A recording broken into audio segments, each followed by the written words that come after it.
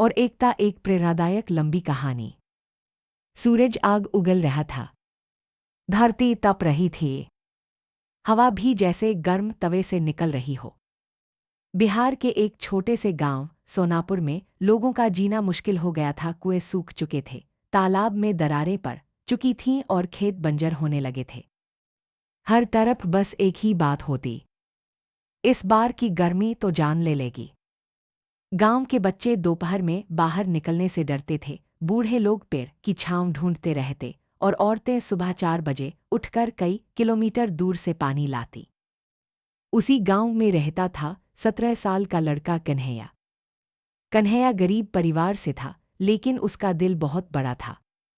वो हमेशा सोचता था कि अगर गांव के लोग मिल जाए तो कोई भी मुश्किल बड़ी नहीं होती। एक दिन उसकी माँ तेज धूप से बेहोश होकर गिर पड़ी। कारण था पानी की कमी और गर्मी।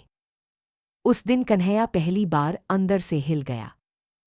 रात में वो घर के बाहर चारपाई पर लेटा आसमान देख रहा था। गर्म हवा अब भी चल रही थी। तभी उसने देखा कि गांव के लगभग हर घर में यही परेशानी है। किसी के पास पानी नहीं, किसी के खेत सूख गए, किसी के घर में खाना नहीं। उसे लगा, अगर सब अकेले लड़ेंगे तो हार जाएंगे, लेकिन साथ आएंगे तो कुछ बदल सकता है। अगली सुबह वो गांव के चौपाल पहुंचा। कुछ लोग बैठे गर्मी को कोस रहे थे। कन्हैया बोला, अगर हम सब मिलकर काम करें तो गांव बच सकता है। लोग हंस पड़े। अरे लड़के, इतनी गर्मी में क्या पहाड़ तोड़ेगा? एक बूढ़े आदमी ने मजाक उड़ाया। लेकिन कन्हैया नहीं रुका। उसने कहा, हम सब मिलकर सूखे तालाब को गहरा करेंगे, नए पेड़ लगाएंगे और हर घर से एक आदमी मदद करेगा। शुरुआत में सिर्फ 5 लोग आए, लेकिन कन्हैया रोज सबसे जाकर बात करता, किसी को समझाता, किसी से विनती करता। धीरे धीरे गांव के लोग जुड़ने लगे। कोई फावड़ा लाया, कोई बाल्टी, कोई पानी, और फिर शुरू हुआ गांव को बचाने का काम। तपती धूप में लोग पसीने से भीग जाते, लेकिन पहली बार गांव में शिकायत कम और एकता ज्यादा दिख रही थी। औरतें काम करने वालों के लिए शरबत बनाती, बच्चे पेड़ों को पानी देते। एक दिन गांव का सबसे अमीर आदमी भी वहां आया, जिसने पहले कहा था, ये सब बेकार है। उसने कन्हैया को देखा। 17 साल का लड़का, धूप में जलता हुआ, लेकिन चेहरे पर उम्मीद लिए। उस आदमी को शर्म आई। अगले दिन उसने ट्रैक्टर और पानी का टैंकर भेज दिया।